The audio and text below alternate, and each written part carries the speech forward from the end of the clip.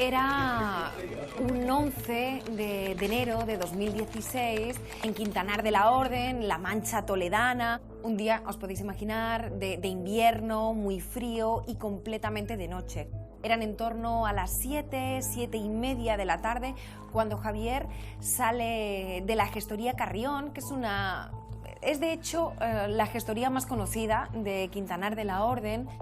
Son unos 12.000 habitantes y la verdad es que era referencia para la comarca de La Mancha, de la que Quintanar de la Orden pues, es un municipio importante. Él termina su jornada laboral en torno a las 7:30. Él ya pone rumbo a su casa, que además estaba muy céntrica también. Cuando Javier llega a su casa, al parecer abre la puerta y ve la luz de la cocina encendida. Se dirige hacia allá y es en el momento en el que ve a su mujer, a Isabel Laureana, tendida en el suelo con un gran charco de sangre. Al parecer ya se podía ver o vislumbrar las puñaladas, las cuchilladas que la mujer había sufrido, sobre todo en la parte superior del cuerpo, especialmente en la zona del brazo, el tórax, el cuello. Presumiblemente, según dijo en esa primera declaración, por heridas de arma blanca.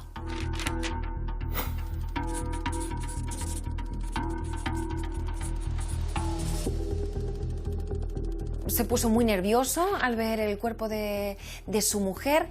Según trascendió de su propia declaración, de hecho, él intentó llamar a la policía, pero se confundió de número. Entonces esa llamada finalmente no pudo tener éxito y salió a la calle en un estado de nervios y de confusión total. De hecho, incluso se comenta que pasó por la propia gestoría de nuevo y él iba gritando: me han matado a mi Isabelana, que era el nombre, el apelativo por el que se conocía a Isabel Laureana en el municipio, lo que ya empezó a provocar la estupefacción, evidentemente, de los propios vecinos, que comenzaron a congregarse en torno a él. Nos ha caído como un jarro de agua fría, porque no te lo esperaba. Ha sido un golpe muy duro, vamos, y más por el pueblo, porque son gente muy conocida. Terminó en el puesto de la Guardia Civil de Quintanar de la Orden y ahí fue cuando comenzó a testificar y a comentar todo lo que había ocurrido y lo que había encontrado cuando llegó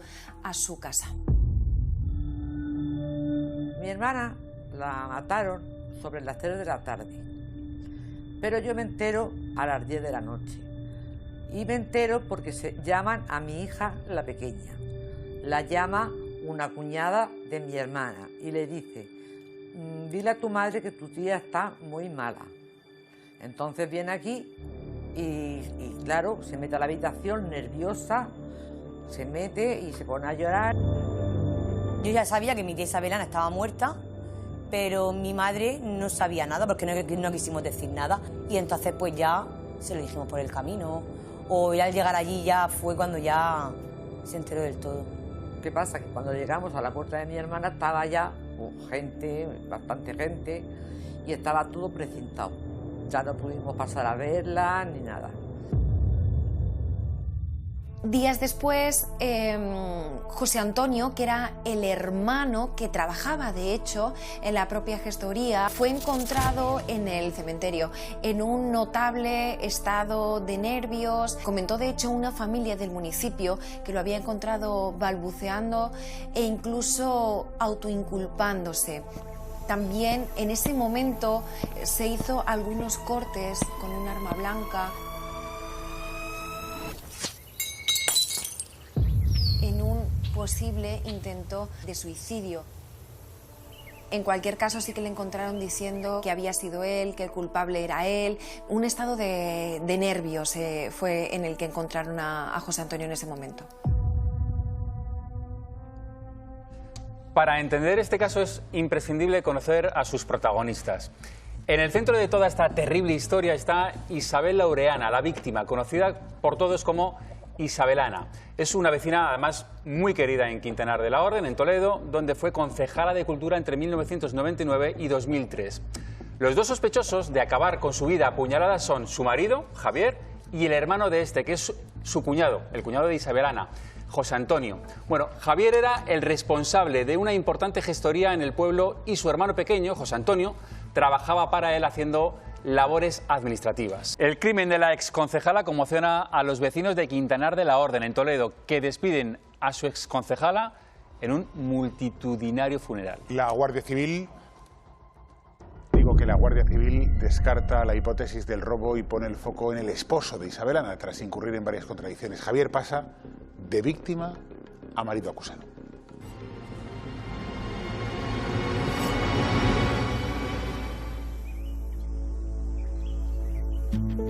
El pueblo de Quintanar de la Orden se conmocionó completamente con un crimen así. Quintanar es un municipio muy tranquilo, de unos 12.000 habitantes, en los que en La Mancha es muy difícil que pasen este tipo de cosas. Hubo opiniones de todo. Sí que es cierto que la primera concentración en el municipio al día siguiente de la muerte de Isabel Ana fue muy seguida. Fueron unas 300, 400 personas las que se congregaron en la plaza del municipio, se declararon varios días de luto y es cierto que en Quintanar de la Orden no se hablaba de otra cosa. La entraron en hombros 4 hermanos, que son hermanos pero son amigos, que no tienen nada que ver, pero teníamos mucha confianza con ellos. Y al entrar a la iglesia se levantó entera, le empezó a dar palmas. La verdad que es que la quería la gente, porque yo lo vi. Es que yo vi como querían a mi hermana. Mi sobrino se agarró a mí y me dio mucha pena me dio.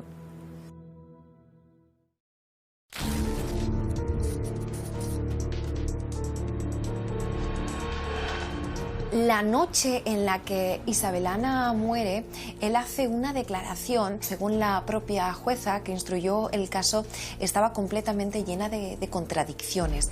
Lo que hicieron que esa misma noche, tras la propia declaración, pasadas unas horas, Javier fuera directamente al calabozo. No fue hasta 4 días más tarde, cuando aquellas contradicciones empezaron a cobrar peso, cuando ya él entró en prisión, que de hecho fue a la cárcel de Ocaña. Pero lo que inicialmente parecía, o lo que se intentó dar a entender que era un atraco, un robo, dejó de cobrar fuerza. Tampoco había un gran volumen o una serie de pruebas que lo pudieran incriminar de una manera directa, sino que bueno, era un conjunto de circunstancias. Aparte que no había otro supuesto o presunto autor de los hechos, en el que se dieran probablemente ese cúmulo de circunstancias coetáneas para considerarlo autor. Recuerdo vagamente que había una persona que decía haberlo visto en las inmediaciones poco antes de los hechos. No quiso ir al entierro, le dijeron tal día enterramos a tu mujer y dijo que él no iba al entierro. Tampoco quiso pagar el entierro. Se pasaron por lo menos 2 o 3 meses y no querían pagar el entierro. Sí que nos enteramos en la SER de que las cerraduras no estaban forzadas, que no había ninguna sustracción de ningún objeto. Entonces, inicialmente pareció que podía ser un posible caso de violencia machista, cuando ya se hizo público en el municipio que el principal acusado por esas contradicciones en torno a su declaración era su marido, era Javier. Los motivos que eran para detener a él fue que investigaron, no estaba la puerta forzada, o sea que no rompieron nada al abrir, ni ventanas, ni nada. O sea que estaba todo bien y entonces por eso sospechaban de él. Esa misma noche, la del suceso, se evidentemente movilizan todos los efectivos, policía forense, el 112, que solamente pudo certificar evidentemente la muerte de Laureana. Se acordonó la zona y evidentemente empezaron los investigadores y la policía científica a registrar todo lo que había en el inmueble. Javier haría una reconstrucción de los hechos, de cómo llegó a su casa y se encontró a su mujer. Él llegó allí, pasó y bueno, pues recorrió un pasillo que tenía la casa en dirección a la cocina y bueno, pues cuando fue a llegar a la cocina se encontró a su mujer, me imagino con unas circunstancias pues, muy dramáticas y bueno, pues en una situación dantesca por cómo se había producido el crimen.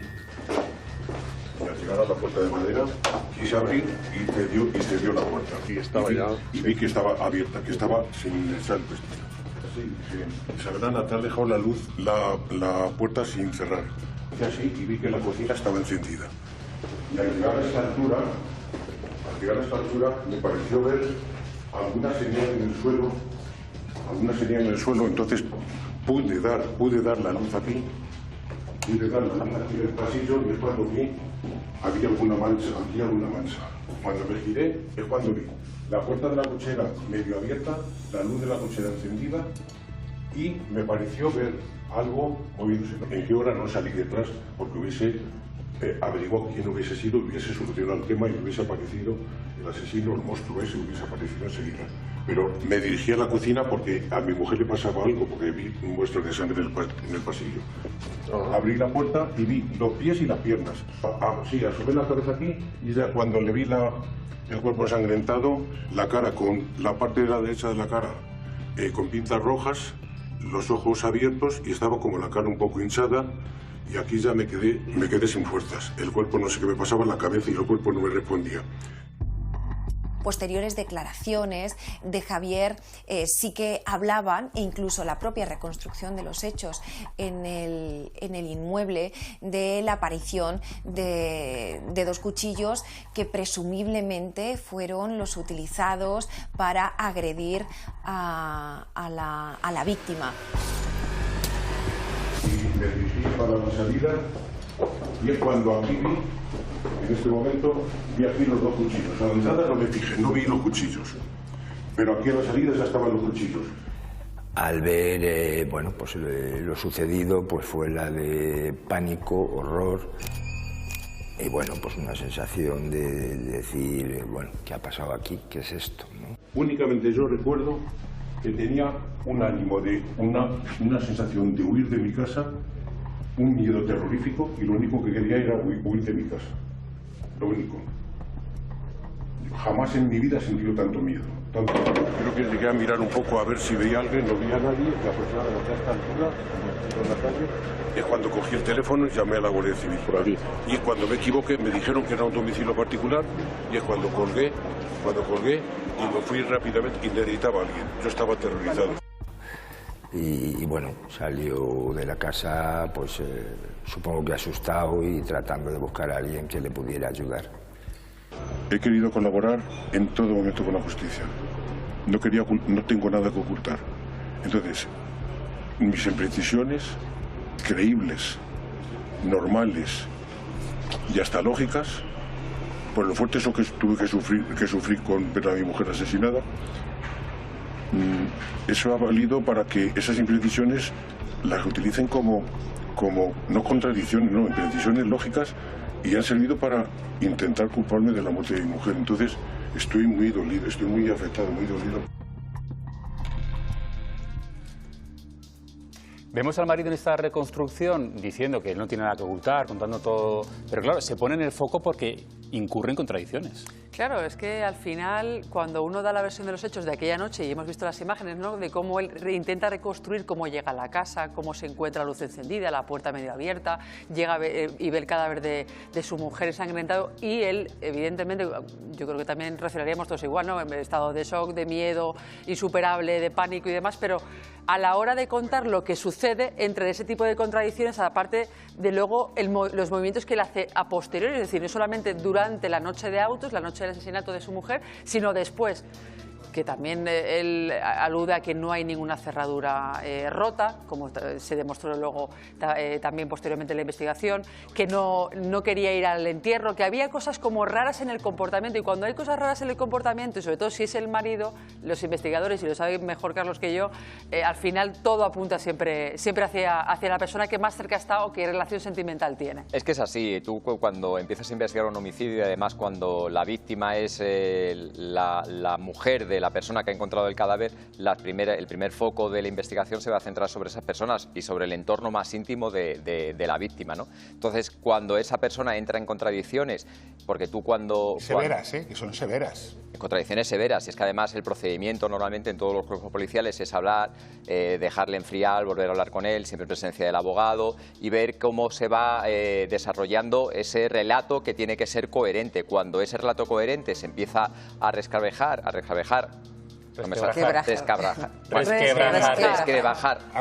romper, mucho mejor dicho, pues al final entran las dudas por todos los sitios, y en este caso pues entraron muchas dudas. Es normal que se dudara de él. Bueno, pues atentos, porque no todo es lo que parece en este caso.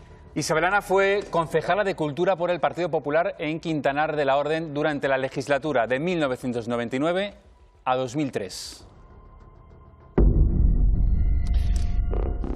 Quienes la conocían aseguran que siempre que podía ayudaba a sus vecinos. Era una concejala muy, muy querida.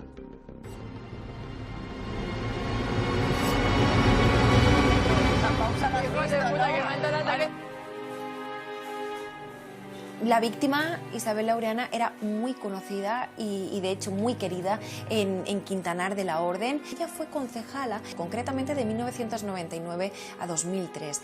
Ella de hecho fue concejal de Cultura. Una concejala en un municipio tan chiquitito como Quintanar pues tiene relación con todas las asociaciones, con todo tipo de actos culturales. Entonces al final era muy conocida y la verdad muy querida y apreciada por todos los quintanareños. Se metió de concejala del PP. Mi madre le dijo: anda, Isabel Ana, no te metas a ser concejala, sabes tú que en los pueblos luego después hablan, tal y cual. Dice: mamá, pues si voy el 7 o el 8, si no voy a salir. Bueno, total, que salió. Que salga bien, ¿eh?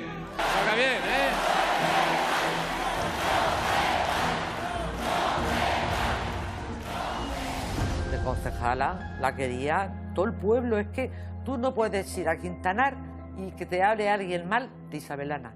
Nadie. Porque es que la conocía todo el pueblo y por lo bien que lo ha hecho. Era muy humanitaria, que hablaba con todo el mundo. Además, tú le decías cualquier cosa y te resolvía el problema. La relación de Isabel Ana, de mi tía, junto con Javi, su marido, yo lo veía una relación muy bien, siempre cogido de la mano, que si besándose, que si siempre con caricias, pero luego lo que pasaba de las puertas para adentro no lo sabíamos en realidad. Pero la forma que tenía él de mirarnos a nosotras, o no sé, él llegaba con la mirada que te intimidaba, tenías que apartar tú la mirada porque si no, él no la quitaba nunca. A él no lo he querido nunca en la vida, tampoco él me ha querido a mí, porque él siempre nos ha tratado como personas inferiores a que éramos sus sobrinas, pero él nunca nos ha querido. Mi primo nos decía, tía, vamos a ir a ver a la cárcel a mi padre. Nosotros, claro, íbamos, pero que a mí no me hacía ni puñetera gracia ir a verlo. Los resultados de las pruebas de ADN dan un giro de 180 grados a la investigación. Los análisis revelan que los restos genéticos hallados en la escena del crimen, fíjense, no son del marido de la víctima, del principal sospechoso. Entra en escena un nuevo culpable.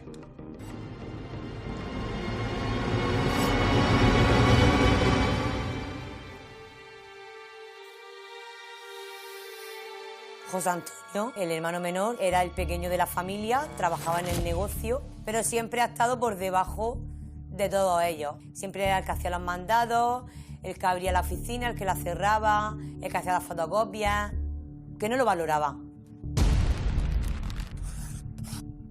Es a inicios de noviembre cuando conocemos las pruebas del ADN que relacionan directamente a José Antonio, pero en ese momento en el que él ya estaba siendo investigado por la policía, él confiesa y dice que es el culpable del asesinato. Señoría, esto es lo que conté la otra vez. Pues Pues entonces díganos la verdad, Juan Antonio, porque llegados ya a este punto... Eso es lo que quiero, señoría. Él a partir de ese momento se encierra en sí mismo y no para de repetir he sido yo, de una manera como muy hermética. Y de ahí, al parecer, según dijo toda la familia de José Antonio, nadie lo sacó. Era una repetición continua en la que se autoinculpaba del crimen. Me levanté en la mesa y me dirigí en casa de mi hermano, abrí la puerta. Doña Isabelana dijo, Javi, digo, no soy yo, es que Javi quiere algo del patio, una cosa del patio. Acá está la cocina, y entonces ella cogió las llaves del patio y cuando estaba abriéndolas, la puerta, cogí los cuchillos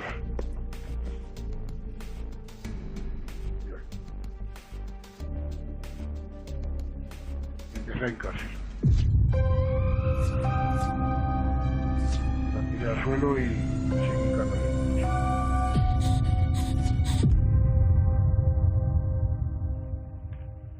Sacara con los ojos abiertos. Con el cambio de la supuesta autoría del marido al hermano, comienza la reconstrucción completamente diferente a como se había hecho en un inicio, porque el culpable, según se autodenominó él mismo, fue José Antonio. Entonces, claro, el caso se tornaba completamente distinto, dio pues como una especie de giro de 180 grados. A partir de ahí vino la reconstrucción de nuevo de todas las pruebas que habían encontrado, del modo en el que habían encontrado a la víctima. Pero eso me lo dices, ¿vale? Cuando te diga nada, estoy aquí. Se prestó voluntario a esa reconstrucción de los hechos. Recuerdo que no obstante de que le dije de que no tenía por qué hacer ninguna reconstrucción. ¿Está bien, José Antonio? ¿Está bien? Sí. Sí. ¿Quieres seguir? Sí. ¿Quieres seguir, seguro? Estoy tranquilo porque esta es la verdad. Bueno, pues ¿tú estás seguro de lo que estás haciendo? Sí, ¿Seguro? Totalmente. Por eso estoy tranquilo. Bueno, pero que si quieres lo dejamos, ¿eh? Pues él contaba sin entrar en detalles, porque tampoco lo recuerdo, bueno, pues cómo fueron un poco los acontecimientos en virtud de lo cual supuestamente él se atribuía la autoría de ese crimen, ¿no? Pues a partir de este momento va haciendo usted todo lo que hizo y nos lo va contando. Abrí aquí la puerta. Cuando ya empezó a decir, Javi, eres tú. Entonces ya, yo no sé si me vio o no me vio, pues sabía ella, digo, no, soy yo, es que necesitas, ya me puse nervioso y ya vine para acá porque ya empecé a pensar que qué va a pensar que hago yo aquí con llaves, que no es normal. Entonces ella vino aquí a coger esas llaves. Cuando estaba abriendo, y vine para acá, se conoce que ya vio, y entonces se vino para acá. Y aquí dijo, no me mates. Lo dijo así.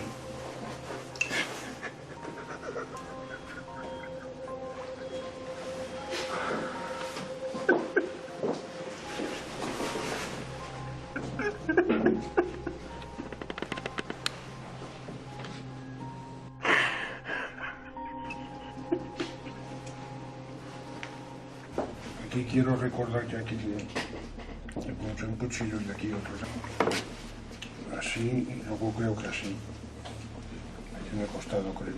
El caso es que se casó aquí, yo me vine yo para acá, casó aquí,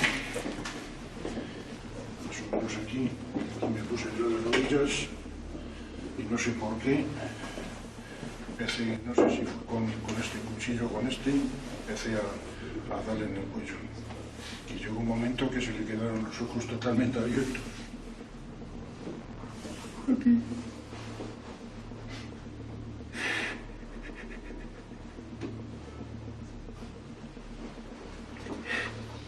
Entonces ya empecé por aquí, a deambular por el pasillo. Dios mío, ¿qué has hecho? Dios mío, ¿qué has hecho? Los cuchillos así, ¿no? Entonces ya vine por aquí. Para esperar a mi hermano, para matarlo también. Los cuchillos con los que, bueno, pues supuestamente se cometió ese crimen no estaban en la cocina, estaban en un pasillo, recuerdo de las fotos, que estaban paralelos el uno al otro, a lo largo del pasillo. Al ser un hombre y me vi tan difícil de poder matar a una persona,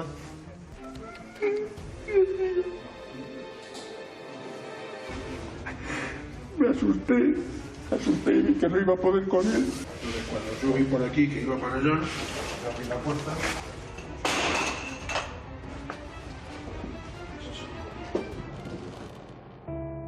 Yo, José Antonio, no lo veo capaz de hacer eso con mi tía, porque él la apreciaba y la quería mucho. De hecho, nosotros cuando íbamos allí a Quintanar decía, ya vienen las murcianas, que él no tenía a nosotros aprecio. Entonces no lo veo capaz yo de hacer ese tipo de barbaridad a mi tía. No lo veo capaz. Que haya tenido un poco de culpa, no te digo que no. Que haya sido... pero que no, él no fue. José Antonio no solo confiesa que mató a Isabel Ana, la historia tiene un desenlace que les va a dejar boquiabiertos y que no acaba aquí. Lo que van a escuchar ahora es la impactante confesión que el cuñado y presunto asesino de Isabel Ana realiza a los investigadores. Algo me lo dices, ¿vale? Cuando te diga nada, estoy aquí. ¿Está bien, José Antonio? ¿Está bien? Sí. ¿Sí? Sí. ¿Quieres seguir? Sí. ¿Quieres seguir, seguro? Estoy tranquilo porque esto es la verdad. Bueno, pues tú estás seguro de lo que estás haciendo. Sí, ¿Seguro? Totalmente. Por eso estoy tranquilo. Bueno, pero que si quieres lo dejamos, ¿eh? Pues a partir de este momento va haciendo usted todo lo que hizo y nos lo va contando. Abrí aquí la puerta. Cuando ella empezó a decir, Javi, ¿eres tú? Entonces ya, yo no sé si me vio o no me vio, no sé si sabía ella, digo, no, soy yo, es que necesitas, ya me puse nervioso y ya vine para acá porque ya empecé a pensar que qué va a pensar que hago yo aquí con llaves, que no es normal. Entonces ella vino aquí a coger esas llaves. Cuando estaba abriendo, vine para acá, se conoce bien la que vio, entonces se vino para acá. Y aquí dijo, no me mates. Lo dijo así.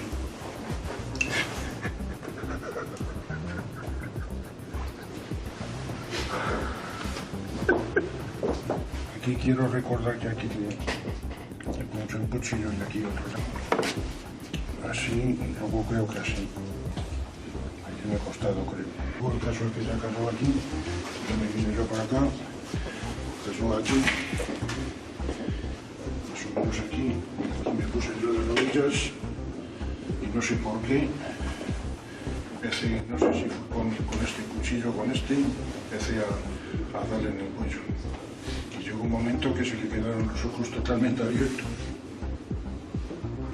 Aquí. Entonces empecé por aquí, a deambular por el pasillo, Dios mío, ¿qué has hecho? Dios mío, ¿qué has hecho? Los cuchillos así. Entonces la vine por aquí para esperar a mi hermano, para matarlo también. Al ser un hombre y me vi tan difícil de poder matar a una persona,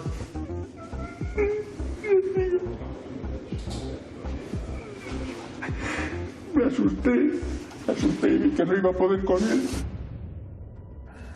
Les hemos querido volver a mostrar la confesión in situ del asesino confeso por su crudeza. Pero fíjense, tras 9 meses entre rejas, el marido de Isabel Ana sale de la cárcel previo pago de una fianza. Casi 2 años después de confesar el asesinato, el cuñado de la víctima se quita la vida en su celda. El caso de la exconcejala queda en un crimen impune.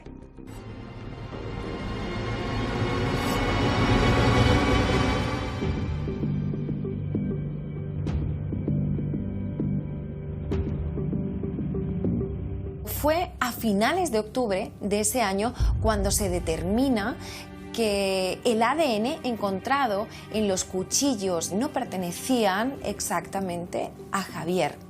En ese momento se dispone la posibilidad de que Javier salga de la cárcel bajo fianza, una fianza de en torno a 20.000 euros que Javier paga y de hecho sale de la cárcel.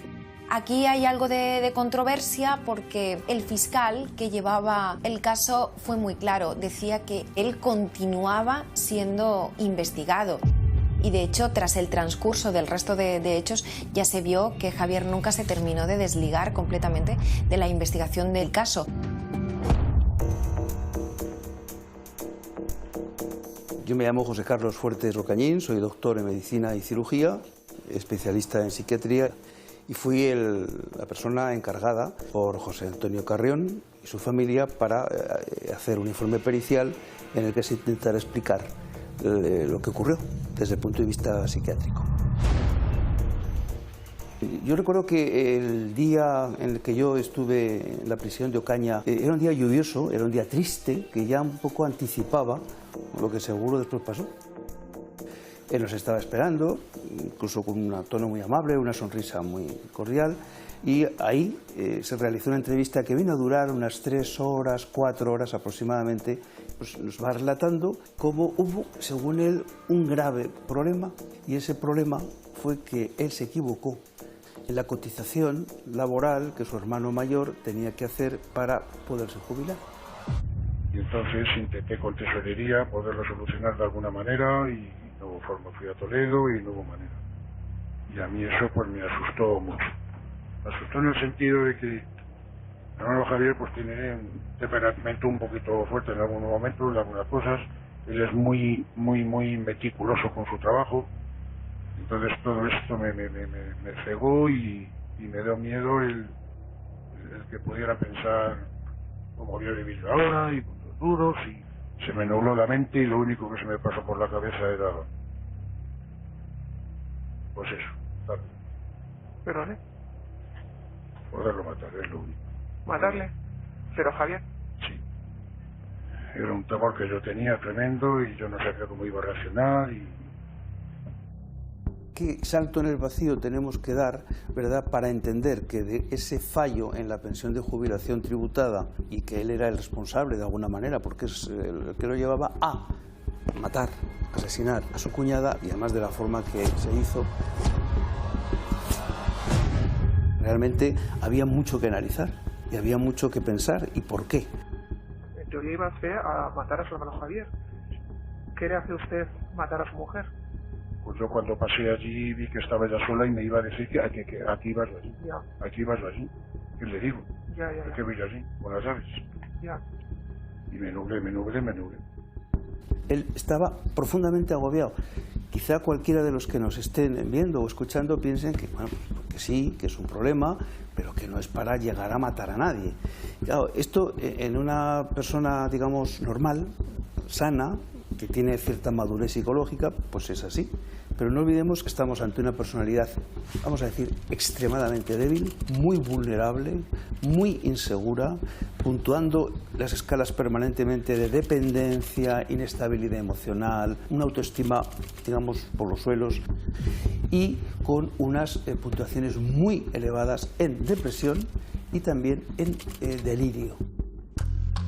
Él se percibía como un ser inferior. Sus hermanos tenían titulaciones académicas, él no. Sus hermanos eran personas brillantes, uno dirigía el negocio y el otro en Madrid pues era un letrado de prestigio. Él siempre estaba a la sombra, a la zaga. Él era, de alguna manera, o creía ser, insisto, creía ser, permítame la expresión, el chico de los recados. Me decía él, para una cosa grave, una cosa que tiene trascendencia y que la va a tener en una persona que no soy yo, le he fallado totalmente. Y ahora que sea un asesino, dice, como usted puede entender, estoy donde tengo que estar y lo único que puedo desear es morir dignamente. Transcurren casi 2 años hasta el verano de 2018, el día en el que los 2 hermanos, Javier y José Antonio, tenían que acudir al juzgado para que se le comunicara los delitos por los que cada uno de los 2 habían sido imputados. Y ese mismo día, José Antonio aparece muerto en su celda por causas no naturales, según trascendió de fuentes policiales, por un suicidio. Yo me enteré, recuerdo, que era la comparecencia que teníamos en el juzgado para hacer, la comparecencia para fijar las posiciones de las acusaciones. Y recuerdo que llegó el juez y nos comunicó que se suspendía la comparecencia porque le han comunicado de Ocaña que mi defendido en este caso se había suicidado. Era una persona que estaba sufriendo mucho, ante la incapacidad de seguir aguantando ese sufrimiento, pues le llevara a suicidarse. Cuando mi hermano salió de la cárcel, he intentado 20.000 veces volver a suicidarme. Incluso el otro día cogí una bicicleta de mi cuñado y salí con la carretera con la intención, digo, si pasa algún camión, me tiro delante del camión. ¿Por qué él se suicida? Por culpa, clarísimo. Si yo estoy convencido de que soy un diablo y por mucho que me quieran ustedes convencer de lo contrario, sigo siendo el diablo y el diablo hace maldades horribles, horrorosas, algo que no, en fin, que no tiene explicación ni justificación, pues actúo en consecuencia como un diablo. Este crimen de Quintanar de la Orden ha sido el suceso más grave que ha vivido el municipio en su historia reciente. Aún quedan muchas preguntas en el aire que nunca van a ser resueltas. ¿Cuál fue el papel de Javier? Él siempre ha defendido su inocencia, pero es verdad que la jueza y el fiscal determinaron que había muchas contradicciones en esa declaración. ¿Cómo resultó finalmente? Pues quedan muchas preguntas sobre el aire. Entiendo que ese juicio hubiera arrojado mucha luz. Lo he dicho y lo seguiré diciendo, que no hay crimen perfecto. Y este ha salido perfecto. Me siento como si me hubieran arrancado parte de mi cuerpo. De hecho, estoy con psiquiatras y yo no lo puedo superar. No lo puedo superar porque era mi hermana, éramos las dos solas. Y mi hermana era una persona muy buena. Si Javier ha tenido la posibilidad de hacer el juicio final, ¿por qué no se ha sentado en el banquillo para no ser acusado como el posible criminal de la muerte de mi tía? Y de él dependía de ser inocente o de seguir siendo el presunto asesino. Y lo sigue siendo, a día de hoy, para mí y para mi familia. Lo que dice José Antonio, que la idea que tenía realmente era la de matar a su propio hermano, pero como llega a casa y no está, mata a la mujer. Resulta todo un tanto surrealista. Yo tampoco diría que esta señora está muy desencaminada, ¿eh? Se ha archivado la causa, efectivamente, pero tampoco sabemos exactamente, porque este hombre confesó, sí, confesó que había sido él, pero confiesa de una manera y efectivamente se arrepiente. Como hemos visto en la reconstrucción, está profundamente arrepentido. Pero la manera que tiene de matar no cuadra con lo que él confiesa. Gaona. Pues una persona, el hermano, con un temperamento fuerte, que se encuentra subyugado, y eso abre justamente las puertas a la hipótesis que nos acaba de comentar Bárbara. Una baja autoestima inútil que busca el reconocimiento, y a través de la búsqueda del reconocimiento es una persona fácilmente manipulable. Pero ¿se puede volver a reabrir esto? Porque esto fue en 2016 y hubiese nuevas pruebas. El delito no está prescrito, si apareciera. También depende un poco del auto de sobreseimiento. Si es libre, me temo que no se podría... Pero la confesión, Mónica, del hermano es lapidaria. Contundente, la verdad. Dice claramente, además, yo iba a matar a mi hermano y no estaba, y lo que hice fue cargarme a mi cuñada. O sea, cierto es... Pero la mató porque tenía que explicar, le tenía que decir, ¿por qué tengo yo las llaves? Porque estoy aquí, me tengo que justificar. Pero y de repente... Yo lanzo aquí también algo sobre la mesa, que es, él se suicida la mañana en la que tenía que personarse en el juzgado y ver a su hermano. ¿Podría haber sido también ese miedo insuperable a verle en persona? Yo también eso también... no contar, o a no poder, o ver al hermano, por miedo contar lo que realmente pasó. Que a lo mejor estaban conchavados los dos y el hermano... Eso es una sospecha. Efectivamente, durante la reconstrucción, él dice en un momento muy concreto, esta es la verdad. Estoy seguro, él se vacía en ese momento, se derrumba en muchas ocasiones durante esa reconstrucción, tiene un profundo sentimiento de culpa, de arrepentimiento. Me nublé, dice en varias ocasiones, cuando ataca a la mujer y relata cómo fue además ese ataque con los 2 cuchillos y cómo él de alguna manera no se reconoce en esa acción, no descarta otros elementos. Claro que no los descarta. Acompañar al hecho principal. Por supuesto que no los descarta. Pero quiero decir que él efectivamente tiene un peso de culpa que tiene mucho que ver con esa necesidad de autoafirmación siempre por terceros. El crimen perfecto, que es al final lo que quedaba como conclusión, ¿no? En principio no parece, siempre quedan flecos sueltos, ¿no? Pero probablemente va a ser difícil, será muy difícil que se reabra y que se encuentre un culpable, porque indicios biológicos no había con respecto al marido, y el más sospechoso y el que se confiesa está muerto y tampoco puede decir más. Señores, gracias a todos. Nos vemos la semana que viene.